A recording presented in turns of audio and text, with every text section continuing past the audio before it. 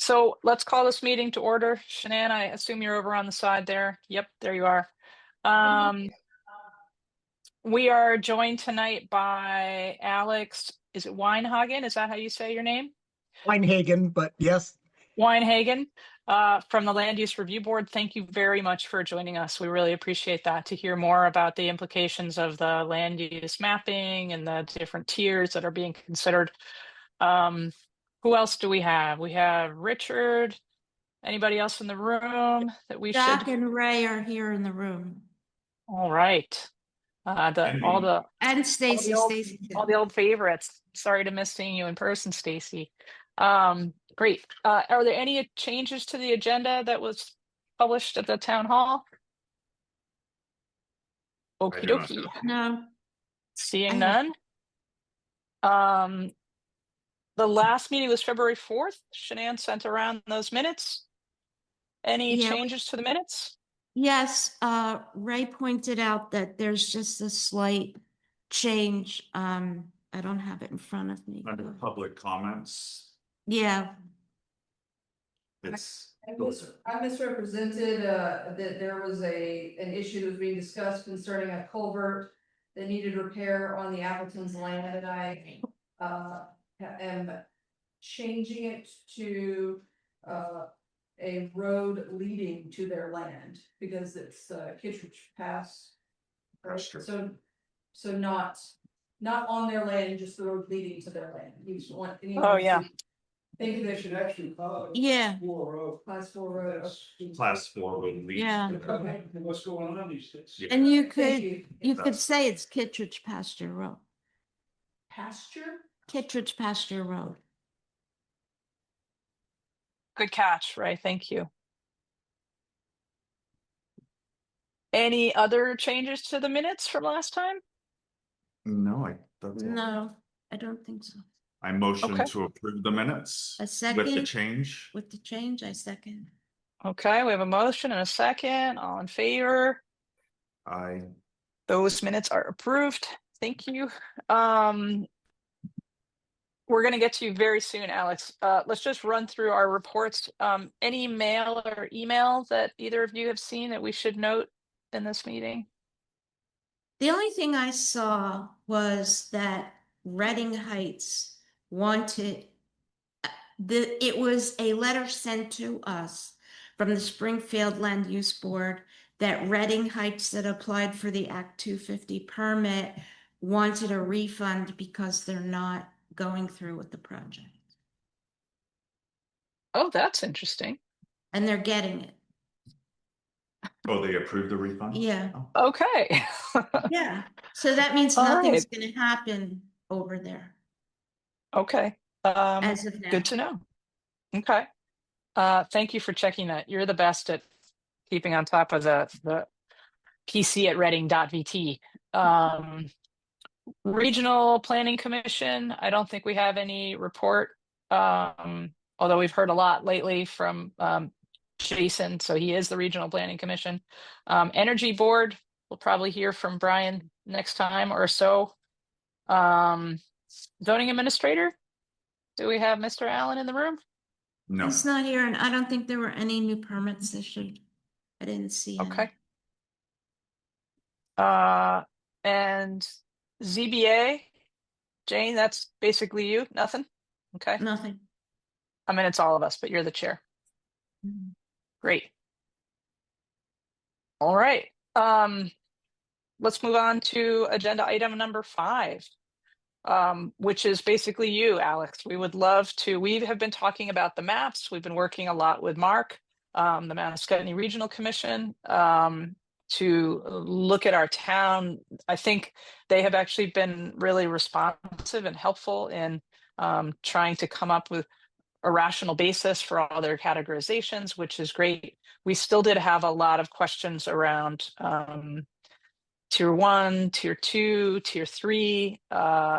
With tier 3, like if it is truly unbuildable, why are we bothering? Like the ravine on my property, you couldn't build in it anyway, so why do we bother? It's calling that a tier 3. You and I had a little back and forth about whether a small piece of tier 3 impacts the whole property, or just that section. It sounds to me like it does not impact the whole property. So that's probably good for property owners to know. The town is definitely interested, and this is agenda item number 6, in thinking about seeking tier 1B designation and what that would mean.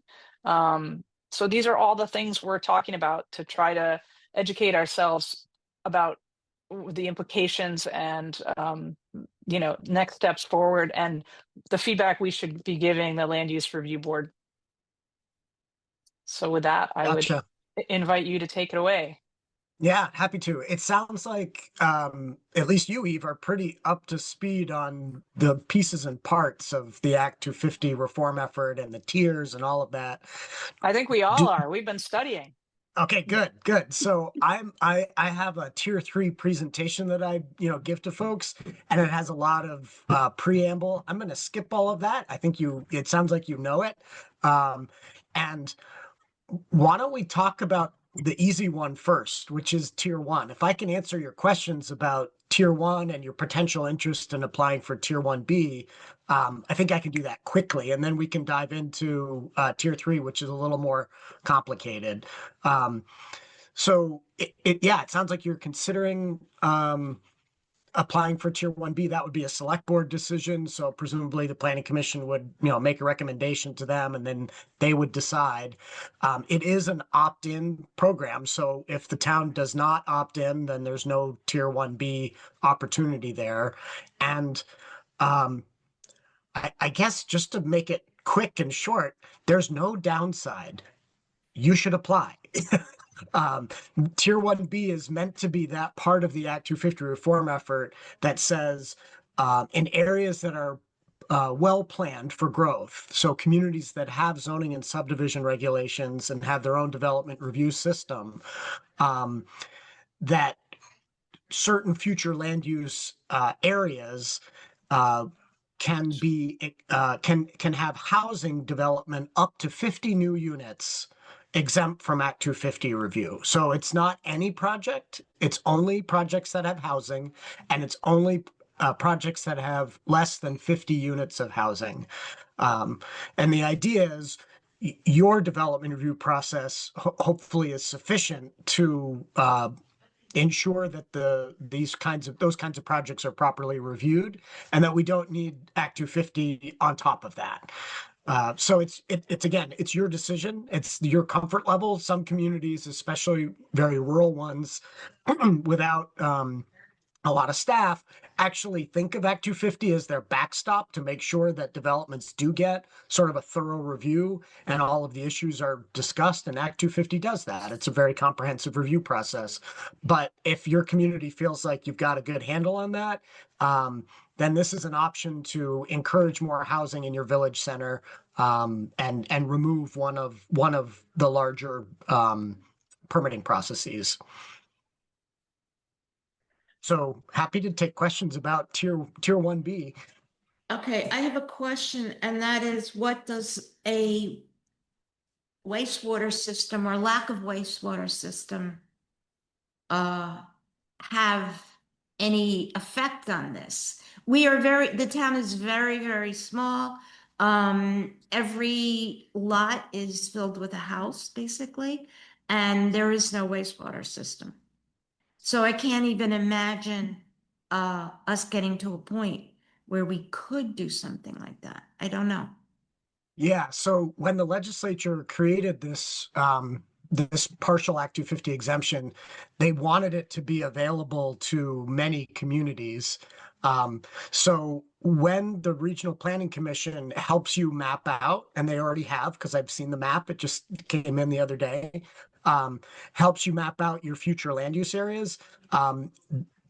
They map some of those areas as village center. So your village center, Felchville, is that what it's called? Yeah. Exactly. Yeah. So that's been mapped as a village center area, and you do not need to have water and wastewater to have that village center future land use area delineation.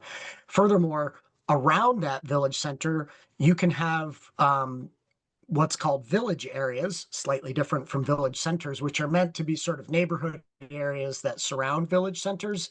And you don't need to have municipal water and wastewater for that future land use type either. You simply need to have reasonable on-site, reasonable soils for on-site septic systems.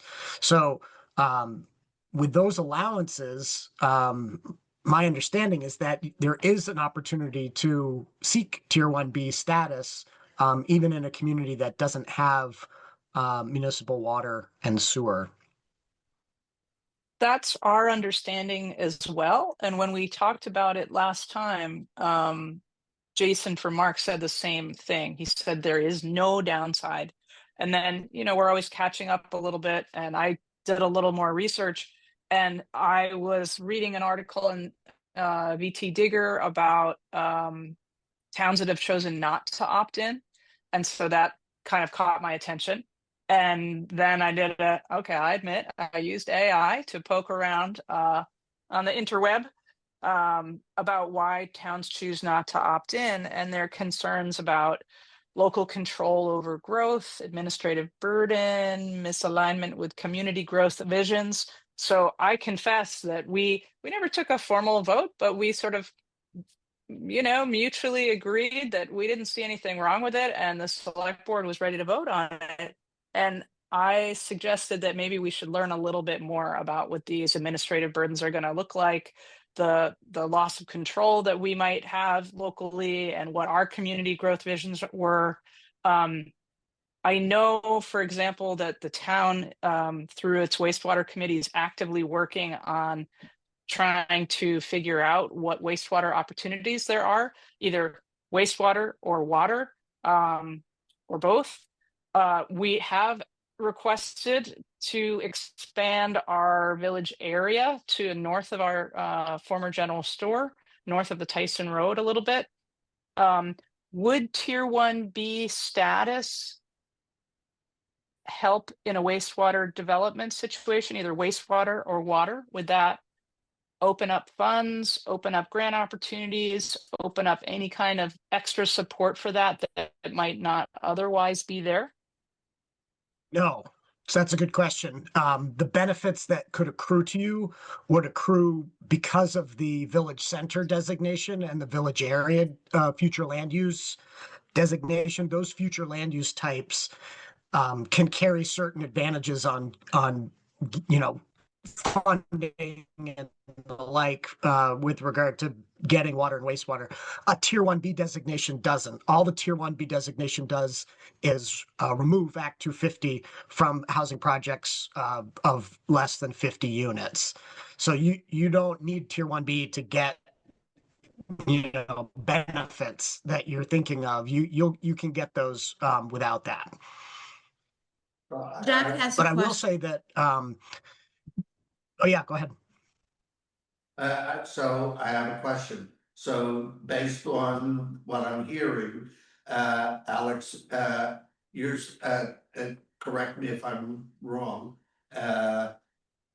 The Tier 1 status, the Tier 1B does not subvert local zoning. Is that correct? Correct. In fact, it does the opposite, right? It basically says local zoning rules. And the state's Act 250 process does not for these smaller housing projects. Yeah. Yeah, so based on that, I'm asking Eve to explain a little bit about that fear of loss of control. Belchville does have a designated zoning set of rules that would control the situation. So do you think that any loss of control would be applicable to Reading? It sounds like it wouldn't. We wouldn't lose No, any. and I don't know that it's loss of control. Maybe I misspoke. And I'm actually wanting to find out more about this. So I'm not saying that this is my fear. It's saying that these are fears that I've read of. I think it's not loss of control as much as it is local control. So there would be local control of it and no state review. I am a little interested in what, I have not gone through a process of considering a 50 unit housing development. We are basically me, Stacy, and Jane, with a little bit of help from Mark. And under their MOU, I think, were offering us 8 hours a month. Is that realistic? If someone were to present us with a project for less than 50 units, you're saying, is it realistic for us to tackle it? I think it's realistic. If we have time to do it, I think it's realistic. You would have to. Yeah, we would.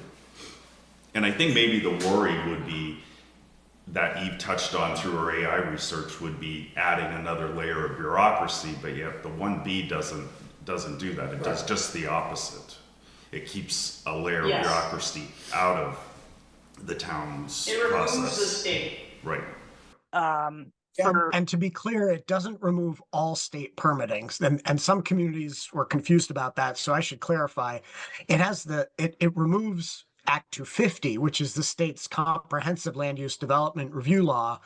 It does not remove specific agency of natural resource permits. So a project that in a tier 1B area that's small enough to meet the exception and not have to go through Act 250 would still need to get a state water and wastewater permitting. So the town is not picking up responsibility for making sure the septic system is designed properly or the water source is proper. Those state permits would still be required. Similarly, if the access is off of the state highway, an access permit from VTrans would still be required.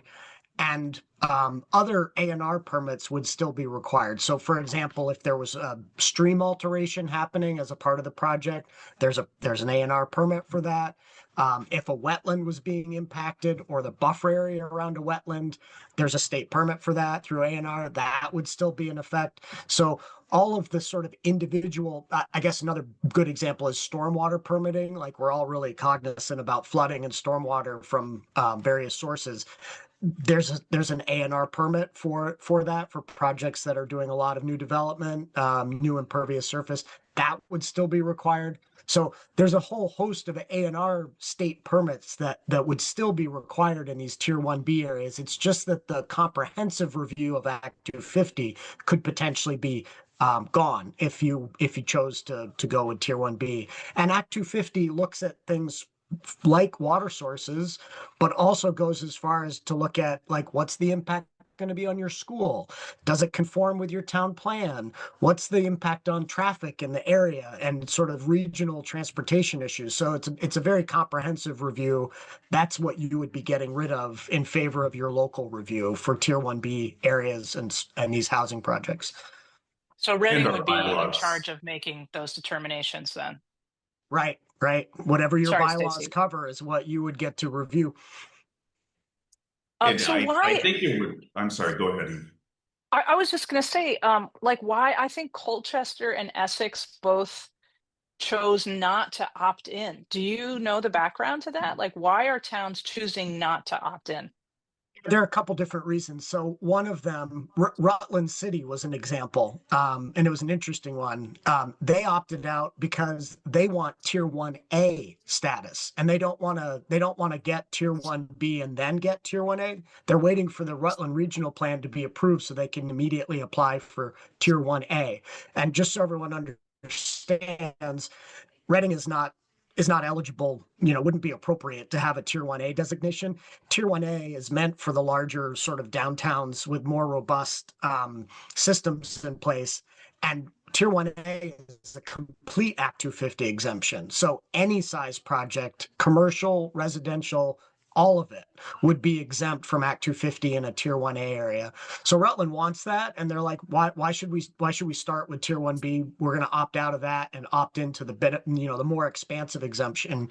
Some of the other communities like Essex and Colchester are similarly considering tier 1A, and they're not quite sure what to do yet. because there is a real issue with community angst about the Tier 1A designation. The reason is that for Tier 1A areas, the municipality has to administer legacy Act 250 permits within that area.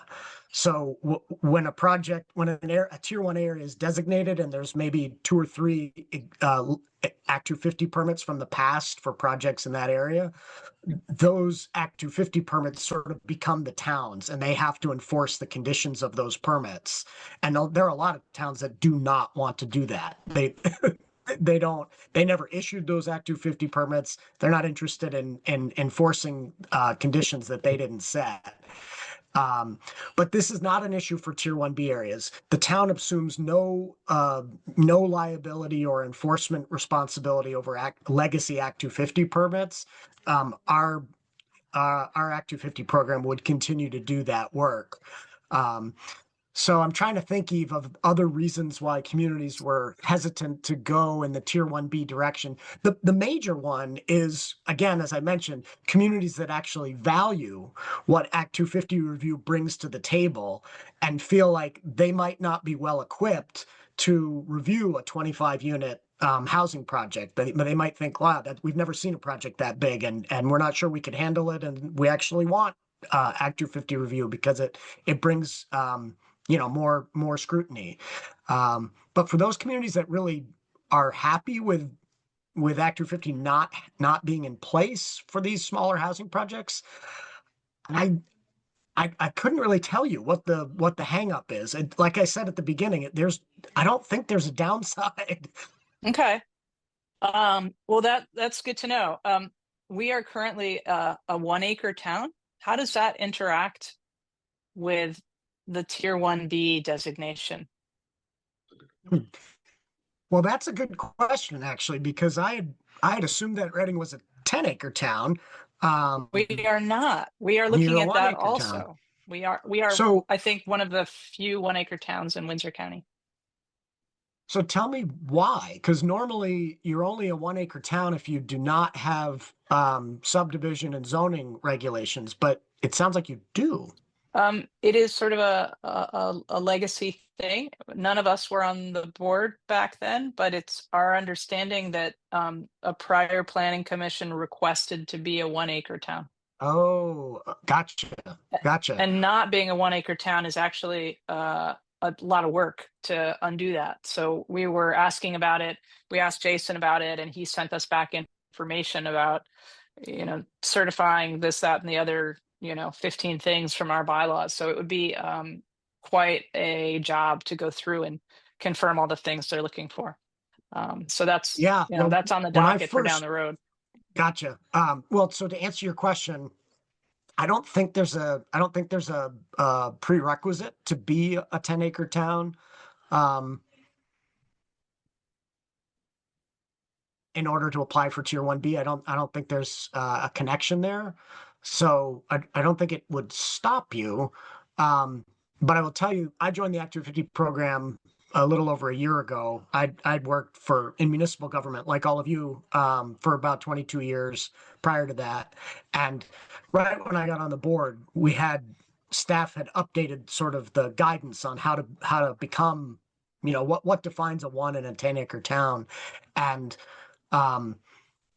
we had to do a little retrofitting there because the criteria are pretty clear, and there shouldn't be a high bar. Like you really just need to have zoning regulations and subdivision regulations, and I believe a confirmed town plan by the Regional Planning Commission in order to get that different status. It seemed a little stricter than that, where we would really have to go through our zoning bylaws and certify that they do this or do that. So it's not it's not just saying we got bylaws, they have subdivision requirements and plans. That's the conversation we had last year when I came on board, and so maybe I can help. I don't think it's actually as rigorous as you may have been told. So all right, so I'll send you the information that we got okay. offline, and you can give me some feedback if it's somebody, It's not as ominous as we Jason, think it Mark is. sitting down I thought it would be just saying, look at all this paper we have that says our zoning bylaws, and there's stuff in it. It's not that at all. To me, it looked like several hours of work to read through and answer the questions. So if it's not that, that would be good to know. Yeah, I'm happy to work It with was you like offline 8 on that one. pages of questions, right, Eve? Yeah, It I was a remember those lot. questions, and I'm pretty sure that the board decided that those were sort of like helpful hints, but not the actual criteria by which the status would be conferred. But like I said, happy to work with you offline on that if you're Okay. interested in shifting. As a community that has your own regulations, that's really the design, the difference between 1 and 10 acre towns. I And then we think, need to arrive at we need to arrive at what overlays if we become tier 1B in a 1 acre town, Act 250, any project greater than you couldn't put 49 units or 10 units on a 1 acre parcel. So you would automatically, if you're going over 1 acres, be under the 250 guidelines. which would control, Right. it would be kind of a novel situation. Mm. I think on our commission, I think we've been talking, and I think it's generally in keeping with the select board's philosophy, hopefully Reading's philosophy. We want to do what Reading wants. That unnecessary regulation is maybe unnecessary. So if it's really not required and we have things in place, then we are comfortable with it. But we're just trying to do our due diligence and make sure that is true. So Jason said no downside. You've said no downside. Perhaps it's the 1A that people are more nervous about, but that I think will probably never apply to Not. Reading. So maybe I'm feeling a little calmer about it. Back to the wastewater. So the 1B, I feel like maybe I am remembering wrong. I feel like my takeaway from meeting with Jason was that tier 1B designation could be helpful in developing a wastewater system, either through making grant money available or some kind of ease in burden. But I feel like you're saying that's not the case.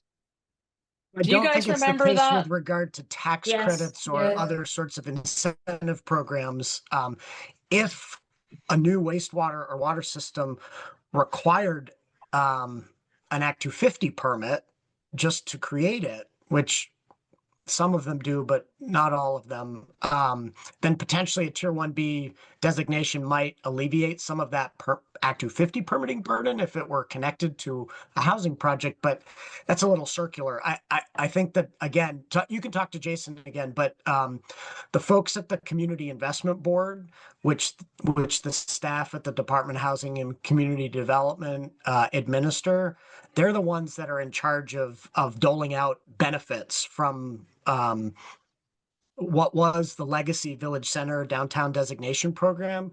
And those benefits are now going to accrue not to tier 1A or 1B areas, but rather to village centers and their surrounding village areas like yours.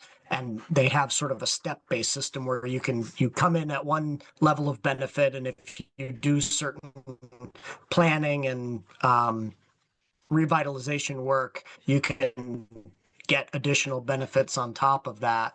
And again, none of that's tied to the tier system, because the tier system is really just about whether or not Act 250 applies in that particular area. I suppose Jason might argue that having a tier 1B status is just one more sign that the community is committed to encouraging growth in the right places. And maybe that would help in certain instances if you were looking for funding, but it's not directly tied as far as I know. Jack has another question. Just to the comment on that, as a participant in the town's wastewater committee investigation, it seems like the creation and permitting would all go through the state. But once we have a wastewater system and we had the Tier 1B status would be helpful afterwards in the development and the existence of a wastewater system in conjunction.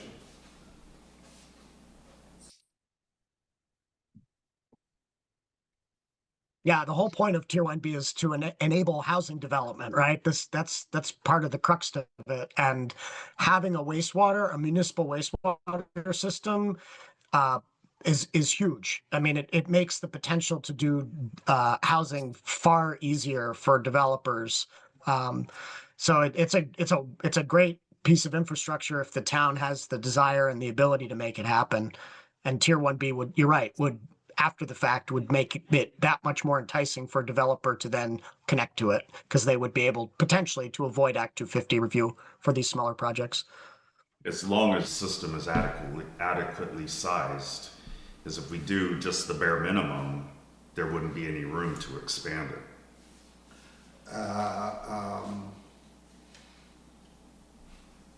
If the town were to develop a wastewater system, we're expecting some potential growth in that, Right. In that plan, right? Felchville, because of the nature of its small, condensed properties, there are only a handful of lots that are developable. Yeah, but it's anticipated. There will be growth. Right, there'll be some growth. So the town, the question for the town is, does the town want to encourage growth? Right? Does the town want to encourage that kind of housing growth? Right? That's the crux of it. So Felchville is fairly dense in its construction. Would Tier 1B, so Felchville is the village center, would Tier 1B also cover development, meaning exemption from Act 250 review in the village area being proposed for north of the Tyson Road? Because that does have some bigger land masses in it. Yes. So as the town is considering, as the select board is considering Tier 1B opt-in, what they should be asking themselves is if there were an opportunity for, say, that village area, larger parcels to be developed into housing, is that their vision? Is that a correct statement? Yeah. And are they comfortable with this additional layer of review by the state through Act 250 going away? Like, are they comfortable managing that review and development, at the town level? And if they are, then yeah, it's to grow housing in the place where you want it, and it's both the village center and that village area next to it, which is a tiny slice of Reading, right? I'm looking at the map right now, and I don't even know what the percentage is, like a 0.5% of the town. So It's pretty small. I think designating Yeah. those, Jack, as hamlets, and Jason kind of floated the idea, and he was kind of given, I would say, a verbal hard no on creating village centers in areas beyond what we have now in this area that was the light pink area on the map. It's tiny. Yeah, it is tiny. This is really helpful. I have another question that's formulating in my head. What about obligations? If you're a Tier 1B, is there any potential that it seems that it is giving you the opportunity to exempt yourself from extra state review under Act 250? It is making the statement that you're interested in housing. It's making the statement that we feel like we can manage that ourselves. Is there any potential or any risk that the state will have mandated development requirements in a Tier 1B area? Could that be down the road where they would say, oh, you opted into tier 1B, now you have to build so many units of whatever? It's a really good question, but it's a crystal ball question, which I'm really loath to answer because everybody has different crystal balls. So that's not contemplated right now. I can say that much. Frankly, what's more likely and actually is sort of baked into this future land use area mapping is that the village center area that you've delineated with the help of the Regional Planning Commission around Felchville and the village area that's adjacent to it, to the north and west a little bit,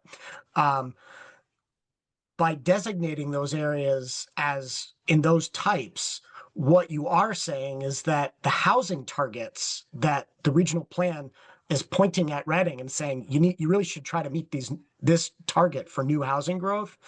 Most of that target should be met in those areas, in those pink areas. So that's actually the implication.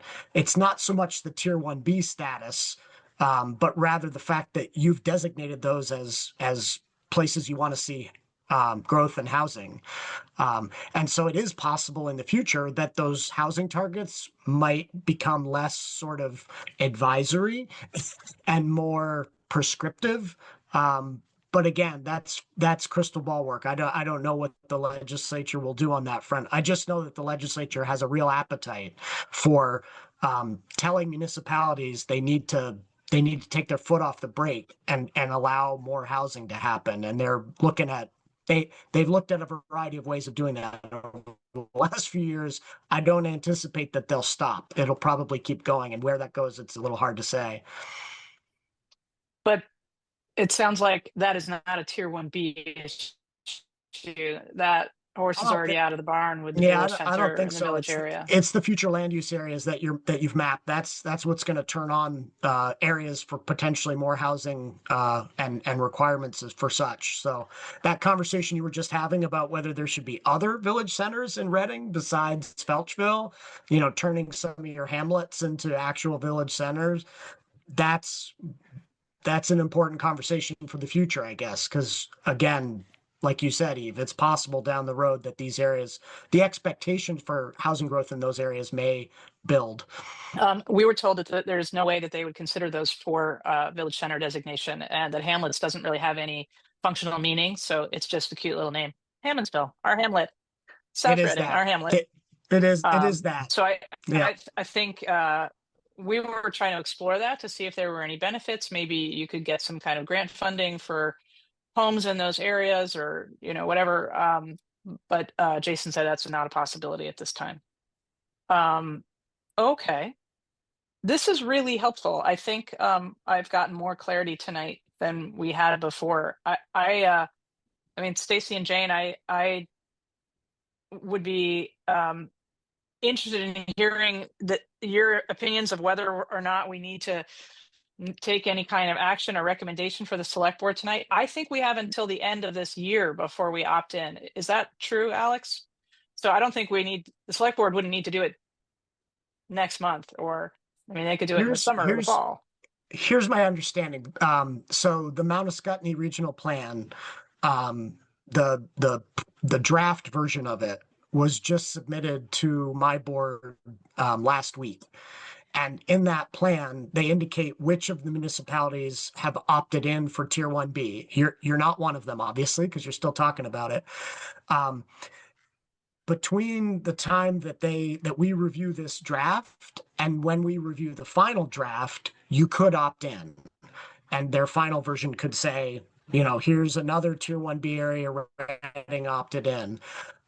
My understanding is that they want to hold their first public hearing on the regional plan in May, and the required second public hearing in July, and then submit the final version of the regional plan with all the final Tier 1B requests for each municipality at that time. So probably July, August. So I would encourage you, if you're thinking about it, to work with Jason and get the select board to figure it out before their public hearing in May, before their first public hearing in May, so that it can sort of be added to the docket and the plan can be updated. With that said, if you're just not ready and Reading wants to apply separately from the regional plan approval process for Tier 1B status, you can do it at any time. So yeah, you're not locked into like you must decide by May of this year. It's just that if you do it by May of this year, it's going to be easier and more convenient for your board and the regional plan. But yeah, you could do it later. And yes, we entertain sort of individual municipal requests for Tier 1B status. Okay, that's helpful. I think my guess is that Reading will probably get there. I'm getting there emotionally in my own head. Jane and Stacy, I'll let you sort of speak for yourselves. I think I was the one who was doing a little more research and just got cold feet because I felt like there was a lot that we still didn't know. So if there's not a rush, I am happy to continue thinking about this and have the select board. I just want everybody to go into it with eyes wide open as to what it means and not have surprises down the road. Wait, we did what? And the select board Anything did more to adopt this say? map. The select board did adopt this new map The select board with the also expanded village area. agreed to Tier 1B also in the last meeting. That's how I Yeah. understood it too. Yeah. I don't think that there were two things up for discussion, that progressing with the Tier 1B, which I believe They did, yes, unanimously adopted yeah. to move forward with it. And then we I talked, think that they had put that one. I thought that they had No, you taken might a have moment. left, you might have left the meeting. yeah, before. and they paused on the MOU with Mark. Okay, Because we I will. wanted more time Yeah, to digest that. That I believe, I mean, I could be wrong, but I believe they adopted this map and to move forward with the Tier 1B. Right, So it was the 1 acre versus 10 acre. The 1 acre versus 10 Is acre that- was benched because the 8-page questionnaire that we needed It to. was a little unclear in their minutes as well, so I'm glad Mm-hmm. you clarified that, so I was wondering. I did have one question for Alex, while we're still on this. And I hope I framed this in a way that's clear. Right now, the area that we are currently have on our map designating as the expansion of the village center to the village area. I understand all the implications, and what you're saying, what I hear you saying is that the legislature in the future might encourage those areas to be developed more extensively. But in reality, the areas that are currently pink are really so small that I don't see that as even being feasible. My question was, in the future, if Reading does want to expand, or someone on the edges of that area, really beyond that area is where you get into larger parcels of land that could then potentially be subdivided and developed if Reading ever gets to that point. And that could be 10, 20 years down the line or never. But if someone wanted to be folded into that village area because they wanted to further develop it either commercially or residentially, would they be able to come to the town or to Mark and say, I'm the next lot over, or I'm 2 lots over? Could, if I get with my neighbor, can we build that bubble? What's the process for that? How onerous is it Act 250. to be included Yeah, in so the area in the future? that's a great question. And so I'll give you the basics. First, they would need to come to you, right? It all starts with your planning commission and your select board, and you have to make a determination that this potential expansion of your village area, that future land use type, complies or makes sense with your municipal plan. And then you'll also, need to consider whether you need to change your zoning to facilitate, the kind of development that might want to happen there, potentially more dense than you might allow in the more rural parts of town. So first step starts with you. You as a community need to make those decisions. And only then would you come to the regional planning commission and say, we need an update. Like the future land use map is now outdated. We have a new vision for this part. We're going to expand a bit. And then they would come to my board and say, we need to do a minor amendment to the regional plan to reflect this change in the future land use areas of Reading. and we'd go from there.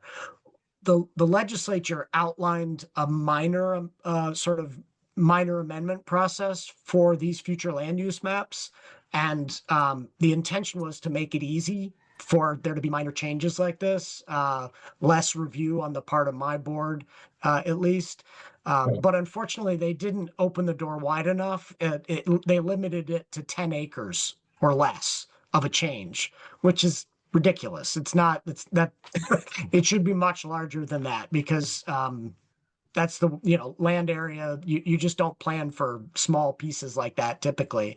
So my board is, working with the legislature over time to try to tweak these things in statute and make them more practical, but that's the way it is right now. But that's the process. And yeah, all of those steps, while, doable, would take time, months, if not a year, for you to make your decisions and then get it up to the regional planning commission and get it to my board and get it all approved. So it's not a rapid process. If a neighbor's like, hey, I've got a good idea. So this is one reason why, we encourage communities who are enthusiastic about this smart growth vision that the state's been outlining for several decades now, that now is the time, with these new future land use maps. Like if you think it should be larger and your community and your municipal plan supports that, do it now.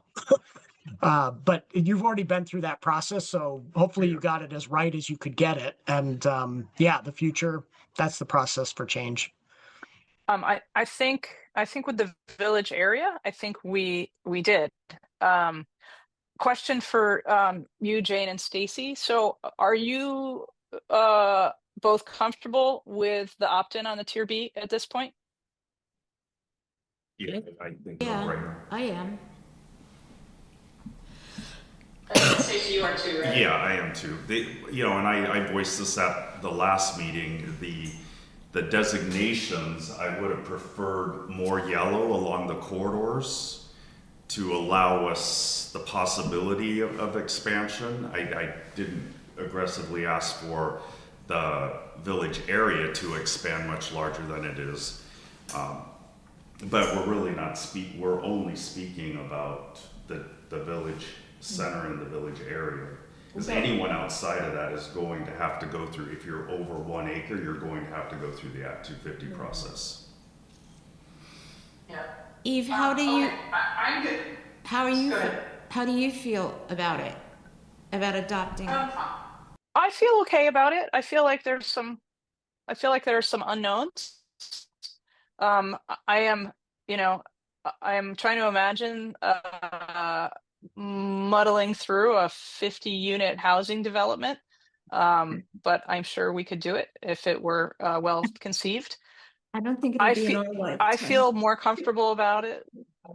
And Alex, I really appreciate you taking the time on this. I know we invited you to talk about Tier 3, which we should do.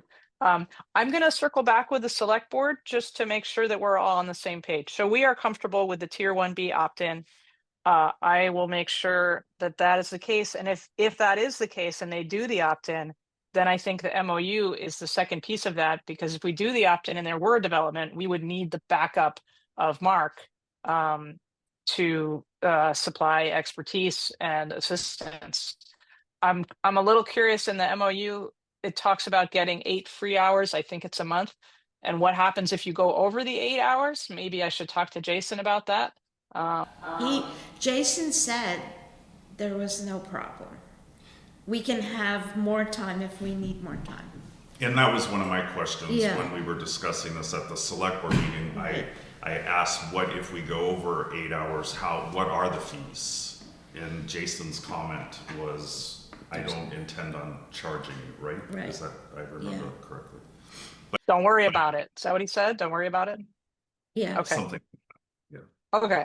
I'm going to circle back with Jason, ask that MOU question, and then just check in with the select board and reiterate that we are, or iterate that we are comfortable with it, just to make sure that that progressed. Because I feel like I got some indication from the select board that they were holding off on that. I will copy you both on whatever I send to them so that you're aware. Okay. do we want to move on and hear a little bit about tier 3? Yeah. Yes. Okay, Alex, right. it's all you. So I think I do need to show you a couple of slides on that just to set the table, and then I'll jump right to the map of tier 3 areas. If you'll indulge me, let me see if you've got it set up so I can share my screen. Looks like you do.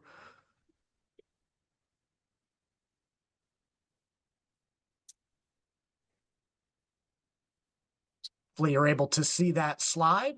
Yes? Yes. Great. So after a lot of consideration over the last 9 months or so, we narrowed down the critical natural resources to these 3 that we proposed to be included in tier 3 back in October. This started with a statutory charge that said, figure out what the tier 3 areas are, and within those areas, most development should trigger the need for an Act 250 permit. So it's sort of expansion of Act 250 jurisdiction in those sensitive natural resource areas. But the legislature said that the Land Use Review Board could define the parameters of that. So we could define what resource areas would be included in tier 3, what the jurisdictional triggers would be within those tier 3 areas, and all of the details essentially. So we had a working group. We have a working group of about 25 members. Some of them prescribed in state statute. So there's representation from the Agency of Natural Resources, Fish and Wildlife, Forests and Parks, Department of Environmental Conservation. But we also have representatives from the real estate industry, from the ski area industry, from the logging industry. We have someone from the tax department. Anyways, it's a broad working group.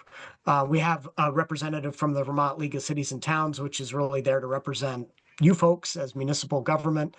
And that we spent the last 9 months with that group talking about what are all Vermont's critical natural resources and which ones should we include in tier 3. And the short version of the story is, just like you, we don't want this new Act 250 jurisdiction to be duplicative. So wetlands, for example, really important resource, really well protected in the state of Vermont already because of ANR's wetland rules and wetland permitting system. There's no reason that wetland areas need to be mapped as tier 3 areas for Act 250 jurisdiction. They're already protected by a resource specific program. A lot of the resources that we considered were in that category. There was either an existing ANR program or there was one about to be created. For example, the River Corridors permitting program that they're standing up over the next couple of years that allowed us to sort of discount that resource area, even though it's important, even though it's critical.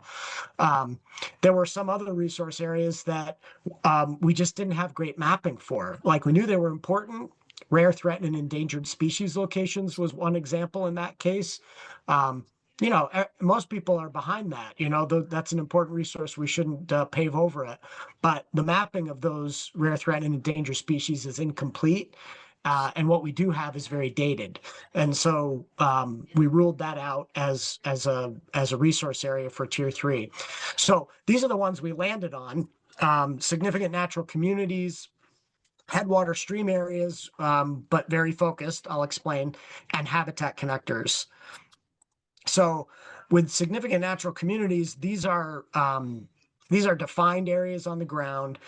A natural community is an ecological type of landscape that repeats across Vermont in various places. So think about a red pine tract of forest, or the top of a mountain that's in sort of that high elevation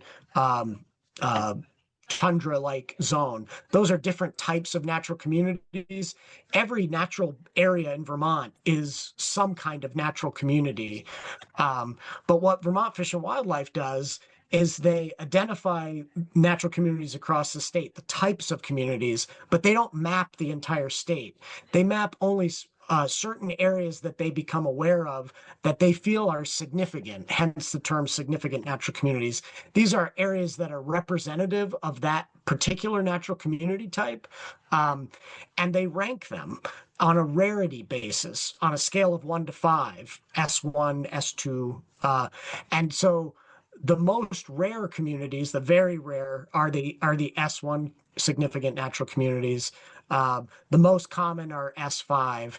And for the purposes of Tier 3 mapping, we elected to include only the very rare and rare significant natural communities, as well as a 50-foot buffer around them. We further excluded wetland versions of those significant natural communities. There are lots of wetland types because, again, wetlands are already protected under the Vermont wetland rules. So we narrowed the scope to just the rarest examples and just the upland versions of those. We selected the rare examples because Fish and Wildlife feels they have a very good idea of the universe of those. They think that they have actually mapped over 85% of the rarest significant natural communities in Vermont. And so we felt like we have a good sense of where they are. They represent a tiny slice of Vermont. Vermont is, upwards of 5 million acres. And these significant natural communities that we included in Tier 3 represent 16,000 acres across the state. I don't believe Reading has any. We then looked at headwater stream areas and realized very early on that most of Vermont is in a headwater stream drainage area. We have a lot of topography and a lot of excellent stream mapping. And so we knew that we couldn't just say, if you're in a headwater stream drainage area, you should get an Act 250 permit. That wasn't going to be viable. So what we did was we tried to identify the most sensitive portions of those headwater stream areas. And just so everybody's clear, a headwater stream is a stream that's at the top of the watershed. So it's where streams begin. And they're often referred to as first, second, or third order streams. All that means is a first order stream has no other streams running into it. It's the beginning. A second order stream has one other stream running into it, so it's close to the beginning. Third order stream has two running into it. So you get down to your major rivers and you're at a sixth or seventh or eighth order waterway. So we're just looking at the headwater versions at the top. So we took those areas, which is still a lot of Vermont, and we said, where are the portions of those areas where when there's a storm, water runs off quickly and has bad impacts downhill, either on the neighbors or in the waterway itself or downstream. And we felt that areas with extremely steep slopes are sensitive. Water runs off faster there. They tend to be more flashy and potentially erosive. We felt that areas that have poorly drained soils, where when it rains, water doesn't infiltrate into the ground, it tends to run off more quickly. And we felt that areas that were at elevation above 1,200 feet were more sensitive because of gravity and the fact that when water rains at that elevation, it's going to roll downhill and pick up a head of steam along the way. So what we did was we intersected all of those dimensions and reduced the set of headwater stream areas from what was 90+% of Vermont to just 2% of the state, to sort of target the most sensitive areas. And finally, habitat connectors. This one is the more significant of the three that make up tier 3. Again, we started with Vermont Fish and Wildlife mapping from their Vermont Conservation Design program, in which they map through aerial photography where the forested areas are and where the natural cover is across the state. And then they categorize it based on how important it is for connectivity for plants and wildlife to move both across Vermont and actually within the northern forest, from the Adirondacks through Vermont to northern New Hampshire and Maine. And what you see on the left of this slide in dark orange are the highest what they map and consider to be the highest priority connectivity blocks across Vermont. In the lighter yellow, you see what they term priority connectivity blocks, but it's the dark orange that we focused on, just the highest priority blocks. Again, that's over 60% of the state, far more than would be appropriate to just automatically dump into Act 250 jurisdiction. So in order to identify the important connectors between those blocks, we used another Fish and Wildlife data set where they looked at road segments. It's a pretty cool data set, actually. It was automated, and they looked at forest cover on either side of roads and within very short road segments, and were able to classify whether each segment had more than 75% intact forest or wetland cover. And those road segments they deemed to be highest priority with potential for wildlife crossing because the habitat's intact on both sides of the road. So we married those road segments, highest priority ones, with the highest priority connectivity blocks that you see in orange, and identified just those edges of those blocks divided by roads that had good habitat, good forest cover to potentially connect them across the road. And we came up with this initial map of habitat connectors. So long story short, our first draft back in October, we had a total tier 3 area of 5 to 9% of the state, the bulk of that being in the headwater streams and the habitat connector dimensions of tier 3. And we got a lot of feedback from folks since then. We had public hearings around the state in October, and it was somewhat the headwater stream areas, but mostly the habitat connector areas where folks had some confusion and also some concern. And so we're working on refining the mapping for all of this. And I'm hoping that later this month, I'll have a new version of the tier 3 mapping that should be more focused. In other words, there'll be less tier 3 areas across the state. And we'll try to address some of the issues that folks have brought up. And is that the last round of that, or will there be another chance to have reaction to that? Yeah, good question. So it's not the last chance. It's just the next draft. And so our original time frame was to try to push out this second draft, public draft anyways, in March, so that people would have some time to digest it, and so that we as a board could do more public outreach. Because let's face it, most Vermonters don't know anything about this yet. It's relatively new concept, and if they know about Act 250, they probably don't know about Tier 3 yet. So we need to do more education. Our hope was to continue polishing it based on feedback from folks, and then hold a final set of hearings in May or June. And that would have been the last chance for input on the Tier 3 mapping. Of this year? Of this year, yep. Because per the statute, Tier 3 goes into effect on December 31st of this year. So we want to have the rules baked, and then we actually have to go back to a legislative committee and make sure that they feel it's appropriate, and then they would become effective at the end of the year.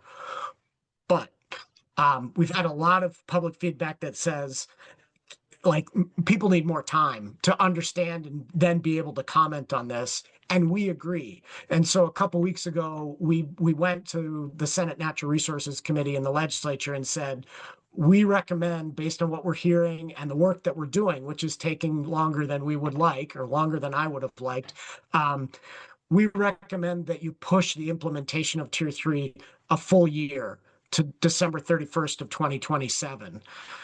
That would give us a lot more time to get this rule right and give Vermonters time to sort of understand it and lodge their critique or their helpful suggestion or both. So I can't promise that the legislature is going to act on that recommendation, but I just want you to know that we feel like more time is appropriate, and we're pushing for that with the legislature. They have a bill that they're working on. It's S325. And that's the bill that we were commenting on, saying we would like you to insert into that bill extensions to the when these portions of the Act 250 reform go into effect. So that's a bill to look for, and potentially comment on as it works its way through the legislature. Will you put So us on your sort of short list for updates? yes, I will definitely do that. Eve, I probably already have you on it, but why don't we do this?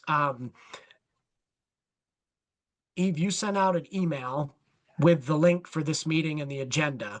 There were Yep. several people on it. I assume most of you in the room right now. I'm happy to add all of those people to my tier 3 email list that where I send out monthly updates, but I don't want to add people that don't want to be added. So you tell me if it's appropriate to add everyone on that list. I'm happy to be on it. I think Jane and Stacy, you're on it. I think Shanann, you're on it. And I think poor Patrick Cody of Okemo Valley TV is on it. I don't know if he wants to be it or not. Okay. Maybe he does. Well, I'll make sure that I get those, email addresses on the update list. I'm trying to send out monthly updates. I didn't send one in February because I was hoping to make more progress than I did. So I'll be sending that out maybe tomorrow or the next day. So you'll all get the monthly update in just a couple days saying we're still working on it, and here's what we just recommended to the legislature because we want more time. But right now, under the current law, it goes into effect December 31st of this year, which means we need to pull it together by June, July of this year. So we'll see if the legislature gives us more time. I'm going to stop sharing this screen and quickly share the map of Reading. If my computer will behave itself, which usually it does. Okay, let's see. There we go. Alex, when will you know if you have the extension to 2027? Good question. We'll know in about 2 weeks whether our recommendation landed in S325, the bill that the Senate Natural Resources Committee is working on. So if it doesn't make it in that bill, then it'll be hard to get it back in the bill at a later date. So we'll know in a couple weeks whether it's even possible, but we won't know until the legislature adjourns in May as to whether we actually get the extension, because even if the Senate passes that bill, it has to go to the House and they have to pass the bill, and then Governor Scott has to sign it. I can't predict any of that. So I can just tell you that it's likely the end of the legislative session when we'll know for sure. Which means we'll probably need to continue pushing forward per the original schedule and plan, and just be hoping and recommending that we get the more time. It seems like if the group tasked with actually putting this into effect is saying they need more time to do it right, it would be prudent to do that. So let's hope. I very much agree. And I don't want to speak for the chair of the Senate Natural Resources Committee, but she invited us in to testify. And I think she has a similar perspective. So I'm hopeful, at least on the Senate side. Can't speak for the folks on the House side. We haven't been there yet. Okay, so this is the map for Reading. I imagine you've already looked at it. It's on our website. We have a tier 3 map viewer that hangs off of the tier 3 page where you can get updates about the process that we're going through, the rulemaking. And what you're seeing on the map right now, this is an aerial photo with roads overlaid. So you can see Route 106 down the east side leading down to Felchville, which is sort of underneath this red crosshatching. And what you're seeing on the map in mint green in these sort of oddly shaped areas, those are the headwater stream tier 3 areas. So those are areas that are at elevation, extremely steep slopes, poorly drained soils, and are part of a first, second, or third order stream drainage area. What you see in sort of the fried egg color, there's like yellow along the road and olive, sort of drab olive around it. Those are the habitat connectors, the habitat connector portion of tier 3. And then if you could see purple, those would be the significant natural communities. I quickly scanned Reading. I didn't see any of those. I think the bulk of your tier 3 areas per this draft of the mapping are these headwater stream areas in mint green, and then these areas of habitat connector primarily on the southwest side of town along this road here, a little bit down south of Felchville. So that's what you're looking at for tier 3 areas. I guess what I should tell you is that the map is only part of the picture. The rules that we're drafting, which are available on the website too, the October draft, just 5 pages to look at. The rules indicate what types of development within these tier 3 areas would require an Act 250 permit. And you should know that it's not all development, right? Act 250 generally, historically, has exempted agricultural uses and forestry uses, and those exemptions will carry through to these tier 3 areas. So farms and logging are not going to be subject to Act 250 review, even if they're in these sensitive areas. And then the rules talk about a whole host of other exemptions to make sure that somebody renovating their existing house or putting up a shed in their backyard or putting an addition on their house would not be subject to an Act 250 permit, even if they're in one of these tier 3 areas as well. So the devil's in the details, and we got a lot of feedback on those details back in October. So we are working on a new draft of the rules as well as the mapping.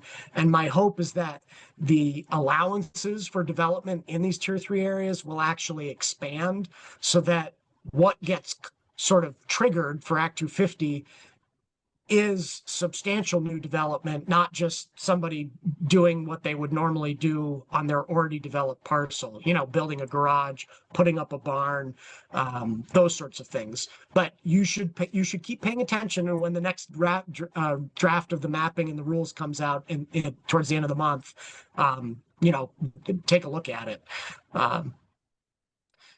So I have a tendency to talk a lot, so I'm going to stop. And what questions come to your mind looking at the map regarding tier 3? I have a tendency to talk a lot too, so we're a good pair. Jane and Stacy, before I ask questions, do you have anything that's jumped into mind? Nothing that I haven't brought up before. Right. Okay, so I'm curious about if you have a property that has mint on it, what the implications are of that. Also, the yellow. I think Shanann had actually sent your group more of a detailed question on the yellow. So if you have a property that has some bit of green, it sounded to me like from the back and forth we had, it just means that you're not building your shed on that steep, unstable slope with poor drainage, but it's not gonna put your whole property up for any kind of heightened review. Is that true? Yes, exactly. Their Act 250 has gotten a bad rap. Some would say deservedly so, in the past, for once a property has a development project that triggers Act 250, the entire property is covered by that permit forever, even the portions of the property that weren't developed. And with this tier 3 jurisdiction, the board has decided to go in a different direction and to say Act 250 jurisdiction will only trigger for development in these tier 3 areas. And when it does, it will only cover the tier 3 area that's been impacted. So you're right, Eve, that it's unlikely that people are going to build a house on these mint green areas because there's very steep slopes and they're poorly drained soils. But I've talked to a few landowners who actually had some concerns about where these were mapped, not in Reading, in Westford, actually, where I used to live. And this landowner's point was, I actually do need to get through that mint green area, but it's the only logical access to get to a flatter, more workable piece of land on the interior of my property. So his point was, I am going to need to build a road through there someday. Should I really have to go through Act 250 for that? And the short answer is yes, under these draft rules, that's what it's designed to do. It's designed to say that's a sensitive area, probably not going to build a house on it, but if you're going to punch a road through it, then it should be reviewed and there should be good design. And that's really what these headwater stream areas are trying to capture. Some of them are more extensive, but you're not wrong. Most of them are not not prime building areas because of the slope factor that we've inserted into the delineation. So interesting thought about building a road. What if there's already a road through there? Is that going to be grandfathered? Or is it going to Good. be like my new oil tanks, which were legal 2 years ago and now aren't? Good question. So, what we are trying to lay out in the rule is the level of new construction of improvements that would trigger the need for a permit within these tier 3 areas. So in your example, if there is an existing road that does not need to be improved, widened, additional drainage added, all of those things to facilitate development out, further up the road, it would not trigger jurisdiction, even though it was passing through a tier 3 area, because it already exists. But let's say you have a logging road that passes through that same area. So it's not really a road, but it's a 2-track, and it was stabilized so that logging trucks could make use of it for a timber harvest. A road like that is likely going to be improved in order to provide access to maybe a house site or two at the end of it. And that's a situation where, yes, it would likely trigger the need for an Act 250 permit, even though that 2-track existed. But if you've got existing culverts that are already in place and you've got a crossing over that area, it's not like you're going to come back and say, this does no longer comply. Yeah, that's my intent with the rules. You should definitely read the next draft to make sure we've thought about and included enough detail to make you comfortable on that front. But that's the intent is not to have a gotcha for people that already have existing development in these tier 3 areas. Okay. Well, I will definitely look at that. I would say that there's a lot of that kind of thing. So it would be great if that could be explicitly grandfathered in. Anything that's pre-existing is not going to be rolled back, as often happens. Just generally with this new scheme and the tier 3 and the categories from Mark, do you think that, I'm trying to articulate this properly, do you think that it is more restrictive, the Act 250 review, than it used to be? So if you have a parcel, whether or not it's tier 3 or not, you have a big parcel, 100 acres, 200 acres, that's not in Felchville, that's not in, an expanded village area, and you had an idea that it would be great to break that up into 10-acre plots. Do you think that under this new framework, it is harder to develop that? Or is it really just the same as it used to be? Yeah, I like to give easy answers whenever I can, and my colleagues always tell me to make sure to clarify that everything is fact specific, and it's hard to give easy answers. So with that caveat that it depends on the facts on the ground and the nature of the development. Like, are you going to be like forever locked in, whatever your current uh, size and use? Is it like Brigadoon? Like that's it for all time?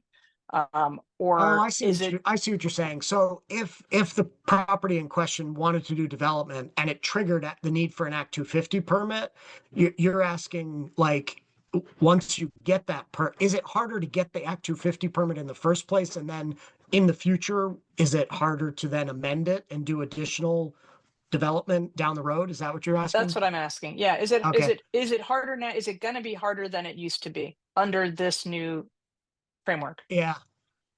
Good question. I would say it's not going to be harder, but there is one new review criterion that is being added, which may force a landowner to develop in a way that they didn't want to originally. So what I'm saying is, right now, if somebody were to go through the Act 250 review process with that 200-acre parcel and chunk it up into 10 building lots, They would need an Act 250 permit that would trigger right now. Forget about tier 3 or anything else. That would trigger under the current rules. And they would need to address all of the existing Act 250 criteria. But there's a new criteria that's been added to ensure that forest and habitat fragmentation is minimized. It's called Criterion 8C. And we are right now trying to write rules to envision what that criterion will actually be. And the intent of it is to reduce the fragmentation of interior forests and important habitat connector areas. And so that landowner who maybe in the past could have said, well, I'm just going to punch a road in and divide this up cookie cutter, 10-acre lots, everybody gets one. I got some retained land on the side. It's a long road. I want to get it as far into the woods as I can. Everybody likes privacy, and that's where I'm going to make, the big bucks, right? Is on those back lots where people don't have to look at each other. Under this new Criterion 8C, that development would likely need to be redesigned to enable more clustering or at least strategic placement of house sites so as not to just completely fragment the 200 acres of forest, assuming that we're talking about a forested parcel. So that's a slightly different conversation from the tier 3 one or the tiers that we're having tonight. I'm happy to talk to you again at a later date when we have our act together on Criterion 8C and a first draft for everybody to review. But we would love to have you back when that happens, by the way. Happy to do that. I would say that will add another wrinkle to the development under Act 250 within interior forest areas. So yeah, there's that is an additional wrinkle. What I would tell you is that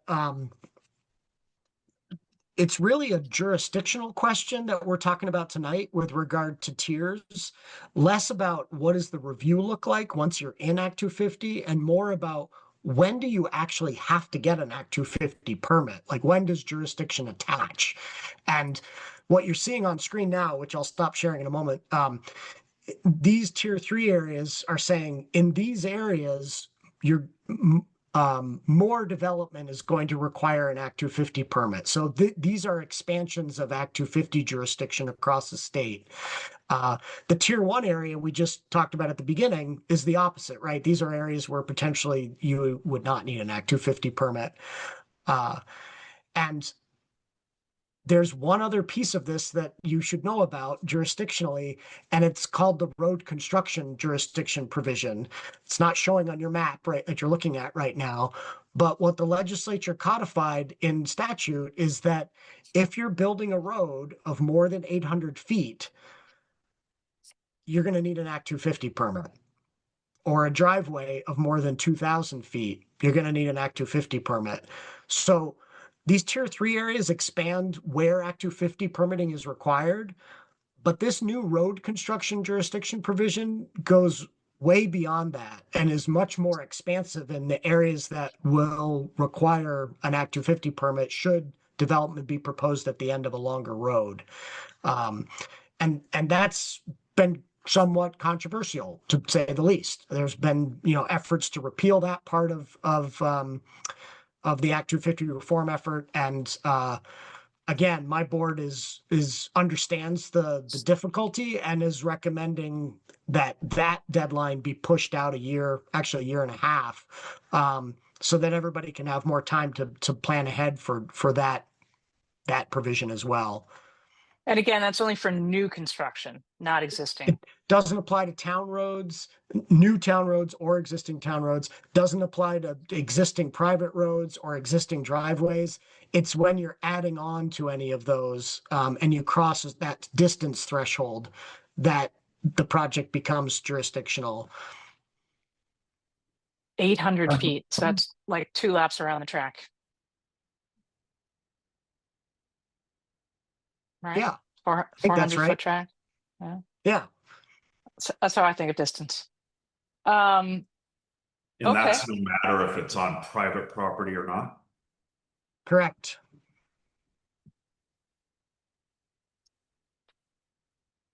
Questions? comments? Lot to digest. Yeah, it is a lot to digest, and I don't want to make it any more confusing, but I can show you an approximation of this road construction jurisdictional area. Again, big disclaimers.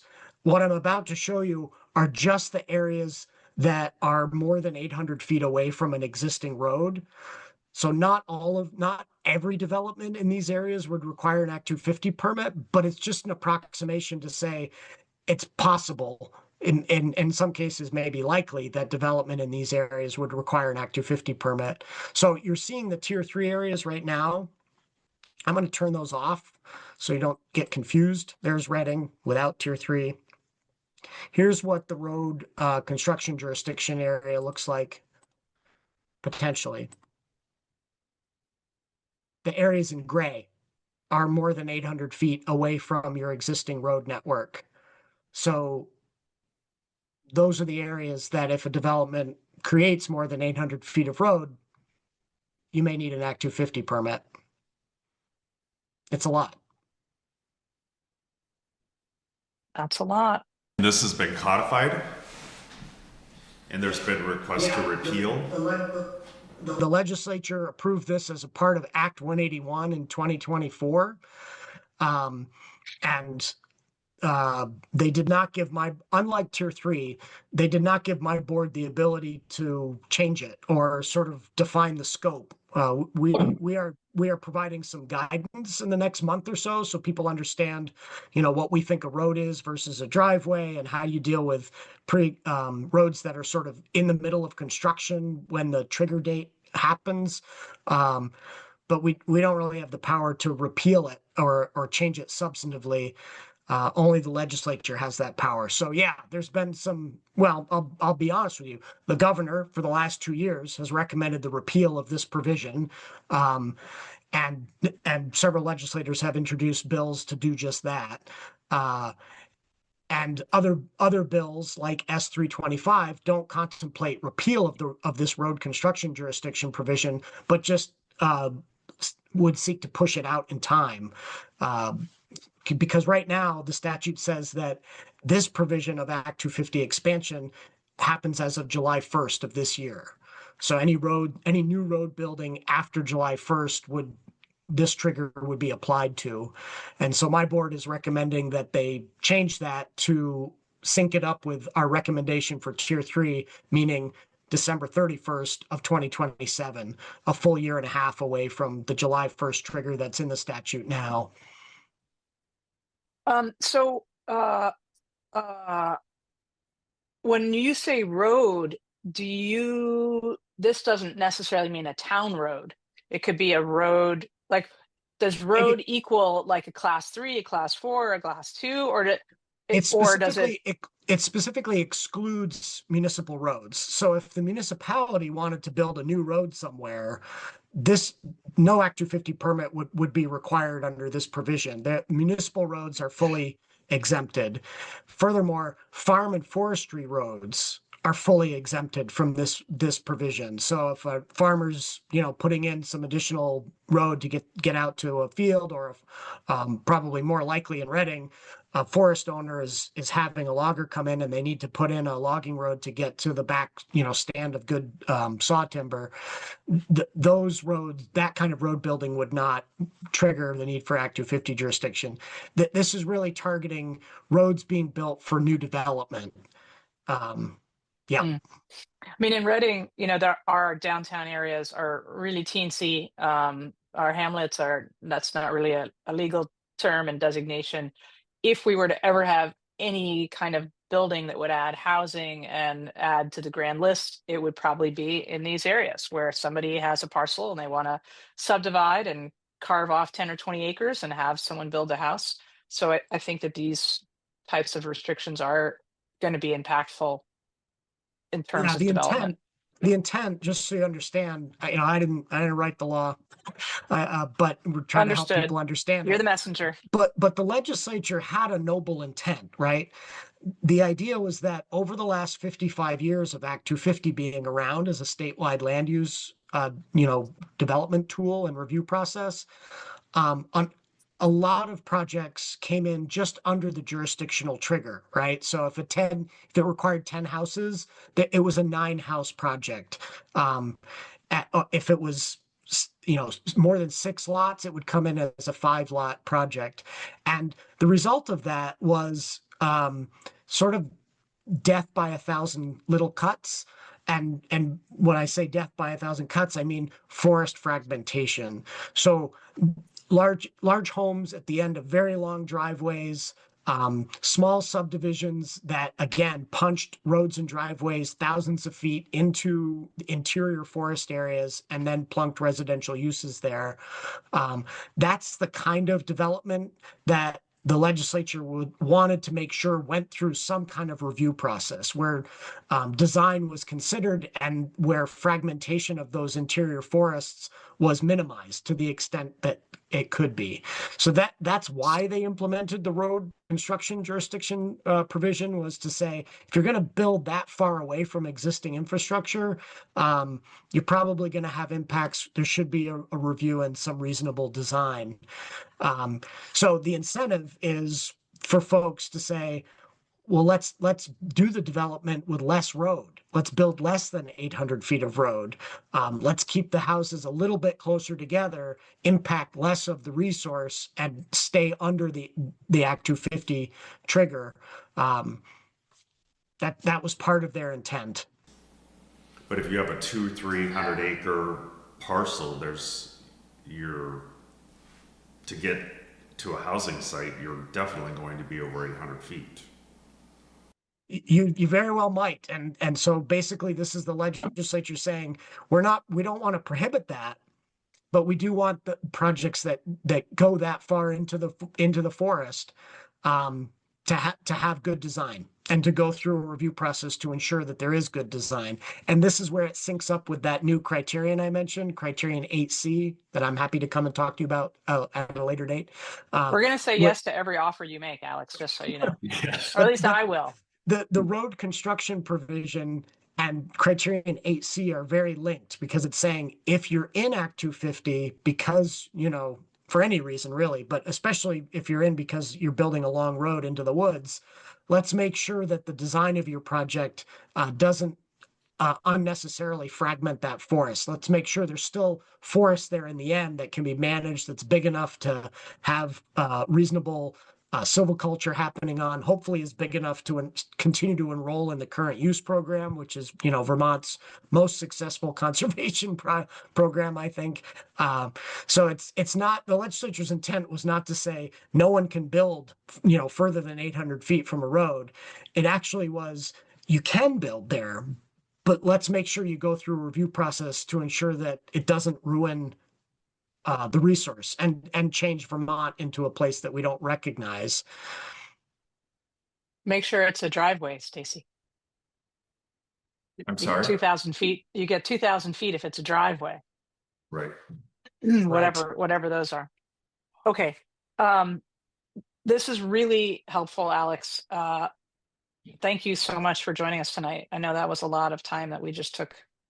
No, I apologize for not being able to crystallize it more quickly, but thanks for your patience. Happy to come back, and I'll put you on the mailing list for Tier 3 work, and I'm hopeful that by the end of March we'll have the next draft of the mapping and the rules, and you'll get an email so you can check them out. Great, thank you so much. We really appreciate that. You are free to stay, of course, but you are also free to leave if you would like to drop off. I'll stick around for your next item just for a bit. Okay. Thank you, Alex. I just want to say for our viewing audience, anyone who looks at this recording in the future, if you want to play around with that very interactive map, the link to it is listed in the minutes from this meeting and the previous few meetings prior to this. So I will continue to keep that in the minutes for anyone interested in finding that information. That's great. Thank you, Shanann. We should put that out maybe in the Front Porch Forum as well. Somebody remind me and I will try to do that. Next item is we still have this as an ongoing agenda item, although I don't. It's because it's a bit of a placeholder. We haven't really talked about recommendations and synthesized feedback that we've received. We've been talking about our class 4 roads. Anything new to add here? At some point, I think we got a little bit sidetracked by the deadlines and the kind of the pressing nature of this land use review and the MARC regional land use categorization. Anything new on the class 4s that we want to talk about? At some point, we should think about, do we leave it all the same and keep muddling along the way we have done, or do we think we can make any kind of recommendation to the select board that they should consider for amending the highway ordinance? I'm happy to kick this can down the road or talk about it more if anyone is burning to discuss tonight. Did we jump past 6? The discussion of 1B and We went to 6 and then back to 5. oh, Yeah, we briefly discuss 6? Yeah. I Okay. feel like we melded them together, but okay, fair point. So number 7, class 4 road, I'm fine with just continuing the discussion, listening to any feedback, and I don't know if we've had any sort of definitive recommendations we could offer the select board. Just out of curiosity, did we ever receive, there was a note that we were waiting for Jason to send us a map with all the class 4 roads on it. Did we ever receive that? We did receive a map, yeah. We did receive that. Yep. I would love to print that out and have it at our next meeting to look at. Yeah, it's the Reading Trails and Roads. Okay, I don't think I ever CC'd It's on that.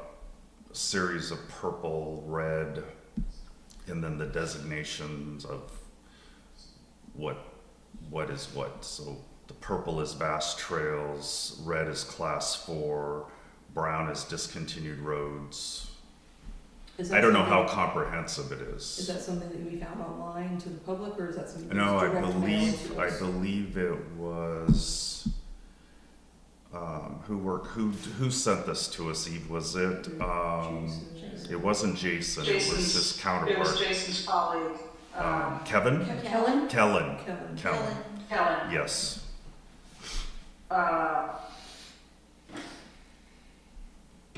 Could we get that on the town website, possibly? If Mark feels that, is that something they want to publish? Or I mean, I don't have any issues with publishing it. If we feel it's accurate enough, I don't know. I would love to compare it to what the town has. I know Bob Allen said that the town has a map that includes class 4. I think it would be great for us to print out the new map, get a big one, compare it to the existing map and see if they track and if there's Try to any, overlay. if there's anything that's different there.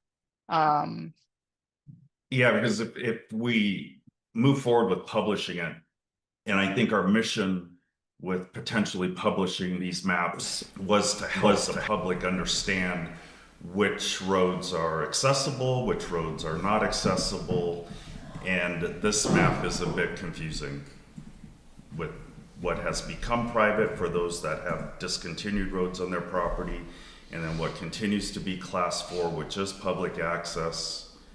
So I just want to be careful that we don't publish something that's going to add to the confusion. Okay. I just wanted to update that we did receive it, so. I know, I'd certainly like to see that, since I was on the board for the Ancient Roads Committee back years ago. So I'd like to see whether or not this new map agrees with what we decided back then. Yeah, I can send you the link, Ray, so you can just look at it online. So Stacy, I'm looking at, for example, the brown is discontinued. Okay, so like going up into Reading Farms on the east side of 106, there's brown. So those are no longer in existence. And this does not have the the Rats roads, the all-terrain, right? There's only, That's what is it? There's only 4. The largest segments of them are on our property, Reading Farms. I don't know who, there's one off of Town Hill and Bailey's Mills. It looks like maybe, the discontinued, you mean? yeah, and then there's one over here off of Tattle Street and Tyson Road. I think that's the one we've discussed in the past, being on the Halls property or maybe slightly below the Halls property. There's not many of them. But when we do make this public for people to be aware of where they're traveling, I think we should highlight that these are private. They may be discontinued, but they are private now, so there's no public access. Yeah, I agree. I think if this were going to be a good resource, it might be helpful to add the all-terrain designations as well. And then I know the town passed some number of years ago permission for certain class 3 roads to be used as connectors, like Pucker Brush, for example. You can take, I believe, your ATV down Pucker Brush to be able to connect with the end of Town Hill and maybe Brown Schoolhouse. But I have lost track of what the select board passed. That was probably like 15 years ago. So I think there is more to do on this map. Maybe I'll ask Helen if we can get a printout copy of it. Mark seems to be pretty willing to do that. And then we can try to dredge up the latest word from the town hall on what we have and just spend a little time comparing them. And I think Ray's recommendation of comparing it to the ancient roads is important too. If we can overlay all of this on one nice convenient map, that would be amazing. I don't know if that's. That would be cool, right? Yeah. We used to have an ancient road on our property, but with all the water, it has had a landslide and has basically collapsed into our tier 3 headwater. So our ancient road is literally not there any longer. Okay, so I think we're making progress on that. Let me reach out to Kellen and I'll stop by the town hall and check in with the clerk and see what the town's latest class 4 version is. And let's keep going and see if we can create kind of a comprehensive resource so people know what's available and also what's not available. Because I think there's, sometimes confusion, but it would be great to have people take advantage of the resources that are free and open and make sure they're also not trespassing where they're not free and open. Going back to item number 6, which I inconveniently skipped, I am just going to reach out to the select board again. I will copy you both and just remind them that we, as a consensus, are not opposed to the Tier 1B designation and figure out what's going on with the MOU. I felt like I heard something that they were not quite ready for that, but I wasn't there for the vote. Planning for the next meeting? April 1st. Wednesday. For Fool's Day.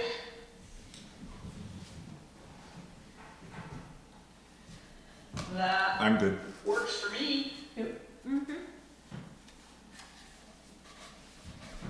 Okay. So our next meeting will be April 1st. I will try to put it in the front porch forum. Sometimes I forget. Any other business? Any new business that's not been covered tonight that anybody wants to talk about?